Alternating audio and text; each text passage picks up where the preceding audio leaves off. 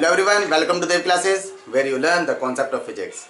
Today we will start defect of vision and their correction. तो जैसे कि आप देख सकते हैं, there are four types of defect in the eye.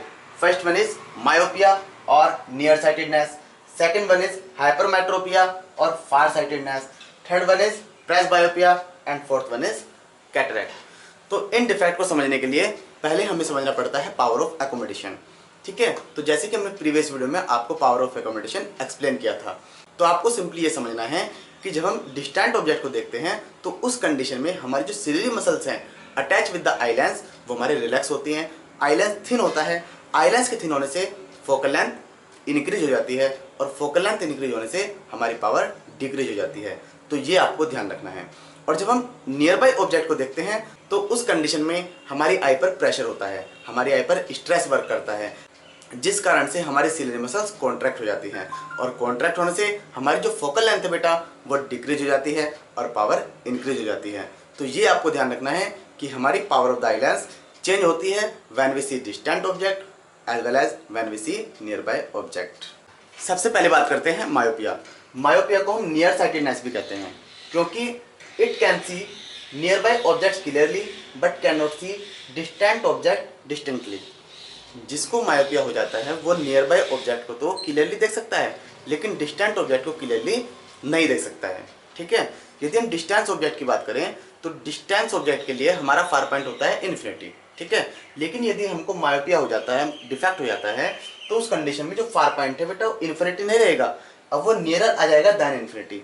अब इन्फिनिटी से थोड़ा कम हो जाएगा. ठीक है, अब आपको ये समझना है कि आखिर हमारा डिफेक्ट होता क्यों है. तो जैसे कि मैंने आपको बताया कि जब हम डिस्टेंट ऑब्जेक्ट को देखते हैं तो उस कंडीशन में सिलियरी मसल्स रिलैक्स होती हैं, आई लेंस थिन होता है, फोकल लेंथ इंक्रीज होती है एंड पावर डिक्रीज होती है.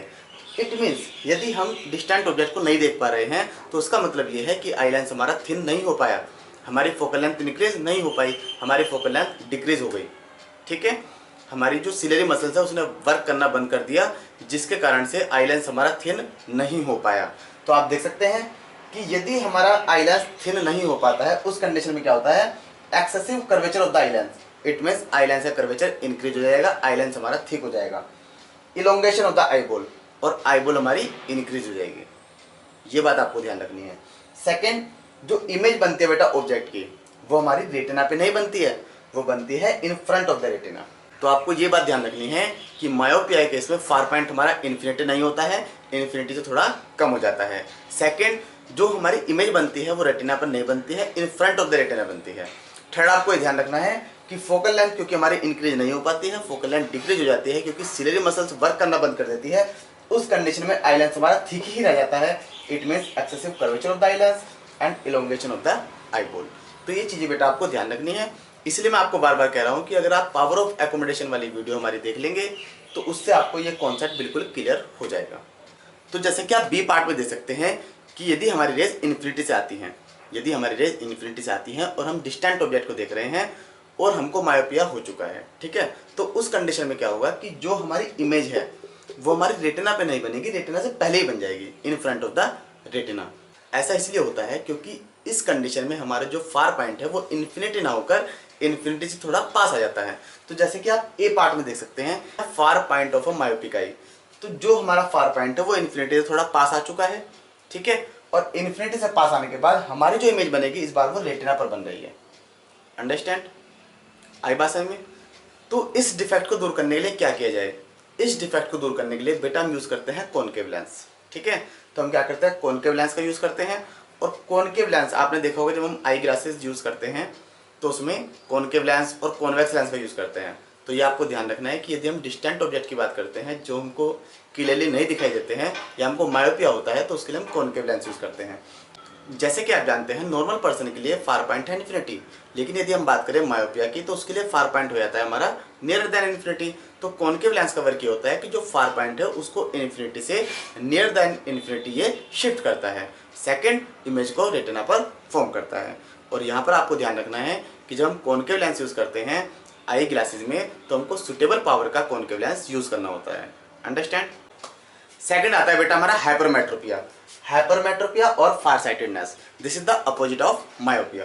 तो जैसे कि आप देख सकते हैं it can see distant objects clearly but cannot see nearby object distinctly.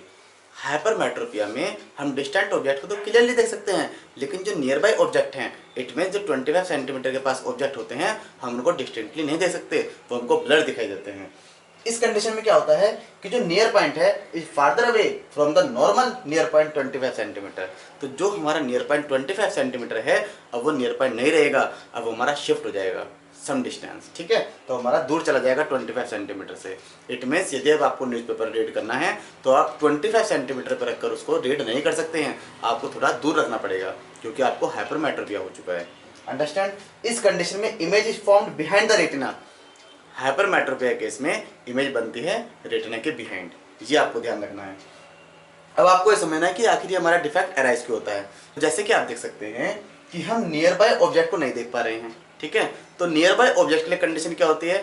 Near by object के लिए कंडीशन होती है कि आई लेंस हमारा थिक होना चाहिए, ठीक है, फोकल लेंथ हमारी स्मॉल होनी चाहिए, पावर हमारी लार्ज होनी चाहिए। तो कहने का मीनिंग ये है कि यदि हमारा आई लेंस थिक होना चाहिए तो इस कंडीशन में आई लेंस हमारा थिक नहीं हो पाया, फोकल लेंथ हमारी डिक्रीज नहीं हो पाई, हमारी जो फोकल लेंथ बेटा वो लार्ज ही रह गई, ठीक है। तो focal length of the eye lens is too long, focal length हमारी इंक्रीज हो चुकी है क्योंकि सिलेरी मसल्स हमारी कॉन्ट्रैक्ट नहीं हो पाई। सेकंड बेटा, eyeball has become too small, eyeball भी हमारी स्मॉल हो चुकी है, ठीक है, तो ये हमारे होते हैं बेटा सिलेरी मसल्स के कारण, ठीक है। और बेटा यदि आप कंफ्यूज हो जाए इसमें कि हाइपरमेट्रोपिया में हम डिस्टेंट ऑब्जेक्ट देखते हैं और मायोपिया में हम नियर बाय ऑब्जेक्ट देखते हैं, तो आखिर इसका पता कैसे चलेगा? तो बेटा बड़ा सिंपल सा मीनिंग है, हाइपरमेट्रोपिया में हमारे ज्यादा वर्ड होते हैं, ठीक है, तो जिसमें ज्यादा वर्ड होते हैं उसका मीनिंग होता है कि उसमें डिस्टेंट ऑब्जेक्ट का देख सकते हैं, ठीक है, और मायोपिया में हमारे कम वर्ड होते हैं, इट मीन्स वो नियर बाय ऑब्जेक्ट का देख सकता है, डिस्टेंट का नहीं देख सकता। तो इस टाइप से आप इसको याद रख सकते हैं। यदि हम बात करें बेटा हाइपरमेट्रोपिया की, तो जैसे कि आप हाइपरमेट्रोपिया में देख सकते हैं बी पार्ट में, यहाँ पर हमारा जो इमेज है वो रेटिना के बाहर फॉर्म होती है, रेटिना पर फॉर्म नहीं होती है। इसका मीनिंग क्या होता है? इसका मीनिंग होता है कि जो हाइपरमेट्रोपिया है उसमें जो हमारा नियर पॉइंट है वो 25 सेंटीमीटर नहीं है, अब वो 25 सेंटीमीटर के बियॉन्ड शिफ्ट हो चुका है। जैसे कि आप ए पार्ट में देख सकते हैं, यदि आप ए पार्ट की बात करें तो नियर पॉइंट हमारा 25 नहीं है, 25 से शिफ्ट हो चुका है, और उसी कंडीशन में हमारी इमेज रेटिना पर फॉर्म हो सकती है। तो आखिर इस डिफेक्ट को दूर करने के लिए हम क्या कर सकते हैं? इस डिफेक्ट को दूर करने के लिए बेटा हम यूज़ करते हैं कॉन्वेक्स लेंस का। तो जैसे कि आप देख सकते हैं कि यदि हम कॉन्वेक्स लेंस का यूज़ करें तो कॉन्वेक्स लेंस का वर्क होता है कि इमेज को रेटिना पर फॉर्म करना और जो हमारा इस बार नियरर पॉइंट है उसको शिफ्ट करना, ठीक है। तो आप देख सकते हैं नियरर पॉइंट हमारा 25 सेंटीमीटर से यदि जाती हैं तो कॉन्वेक्स लेंस यूज़ करने के बाद हमारी रेज एक पर्टिकुलर पॉइंट पर मीट होती है जो कि हमारा नियरर पॉइंट है of a hypermetropic I. Next हमारा आता है प्रेस बायोपिया। तो प्रेस बायोपिया में बेटा क्या होता है? The power of accommodation of the I usually decreasing with ageing. तो जो पावर है आई की, ठीक है, तो वो एज के साथ धीरे धीरे डिक्रीज होती जाती है। ऐसा क्यों होता है? It arises due to the gradual weakening of the ciliary muscles and diminishing the flexibility of the eye lens. तो होता क्या है कि जैसे जैसे हमारी एज बढ़ती है उसके साथ साथ क्या होता है कि जो सिलरी मसल्स हैं वो अपना वर्क करना थोड़ा कम कर देती हैं, क्योंकि सिलरी मसल थोड़ी वीक हो जाती हैं। तो जैसे कि आप जानते हैं कि हमारी एज भी बढ़ती है तो हमारा वर्क भी धीरे धीरे कम हो जाता है। तो सिमिलरली सिलरी मसल्स का वर्क होता है तो वो भी एज के साथ धीरे धीरे कम होता जाता है। और होता क्या है कि जो हमारी आई लेंस की फ्लेक्सिबिलिटी है कि जब हम डिस्टेंट ऑब्जेक्ट देखते हैं, फार ऑब्जेक्ट देखते हैं और नियर बाय ऑब्जेक्ट को देखते हैं, तो उस कंडीशन में जो फोकल लेंथ हमारी चेंज होती है वो आई लेंस की फ्लेक्सिबिलिटी के कारण होती है। और यदि आई लेंस की फ्लेक्सिबिलिटी हमारी डिक्रीज हो जाती है, हमारी डिमिनिश हो जाती है, तो उस कंडीशन में क्या होता है कि जो पर्सन है उसको मायोपिया भी हो सकता है और हाइपरमेट्रोपिया भी हो सकता है, और उसको दोनों भी एक साथ हो सकते हैं। और यदि उसको दोनों एक साथ हो जाएं तो उसको बेटा हम बोलते हैं प्रेस बायोपिया, राइट। और यदि उसको दोनों एक साथ हो जाते हैं तो उसके लिए हम यूज करते हैं bifocal lenses to correct this defect. It means हमको दोनों लेंस यूज करने होंगे, concave lens and convex lens. तो जैसे कि आप देख सकते हैं it consist of concave and convex lens, ठीक है। तो बाईफोकल लेंस में टू लेंसेज होते हैं, concave and convex lens. Upper portion consist of a concave lens for distant vision, ठीक है। यदि हमको मायोपिया है तो हम उसके लिए कॉनकेव लेंस का यूज करते हैं और अपर पोर्शन में हमारा कॉनकेव लेंस होता है, और lower portion consist of a convex lens for near vision. और यदि हमें हाइपरमेट्रोपिया है तो उसके लिए हम कॉन्वेक्स लेंस का यूज करते हैं और वो हमारा लोअर पोर्शन कंसिस्ट करता है, ठीक है। तो आपको ये ध्यान रखना है कि यदि किसी को मायोपिया और हाइपरमेट्रोपिया दोनों हैं, उसके पास जो आई ग्लासेस होंगे उसका ऊपर का पोर्शन होगा कॉनकेव लेंस और नीचे का पोर्शन होगा कॉन्वेक्स लेंस। नेक्स्ट आता है बेटा हमारा कैटरैक्ट। कैटरैक्ट को सिंपली यदि हम कहें तो होता है मोतियाबिंद, ठीक है। तो आपने देखा होगा कि जो हमारी आई लेंस है वहाँ पर सफ़ेद सफ़ेद सा हो जाता है, मिल्की वे में हो जाता है, क्लाउडी हो जाता है, ठीक है। तो उस कंडीशन में क्या होता है, या तो पार्शियली या फिर कंप्लीटली लॉस ऑफ विजन हो सकता है, उसमें कुछ भी दिखाई नहीं देता है। और यदि आपको कैटरैक्ट से छुटकारा पाना है तो उसके लिए आपको सर्जरी करानी पड़ती है। उसके लिए हमारा कॉनकेव लेंस, कॉन्वेक्स लेंस और बाईफोकल लेंस यूज नहीं होते हैं। तो इसमें क्या होता है बेटा, crystalline lens of the pupil at old age become milky and cloudy, जिससे हमारा पार्शियली और कंप्लीट लॉस ऑफ विजन हो सकता है, और इसको ठीक करने के लिए हमें सर्जरी करनी पड़ती है, ठीक है। तो कॉनकेव लेंस और कॉन्वेक्स लेंस हम उसके लिए यूज नहीं कर सकते। तो आप देख सकते हैं to store vision through a cataract surgery, ठीक है। So these are all about defects of vision and their correction. In the next video, we will discuss about refraction through a prism. Thank you.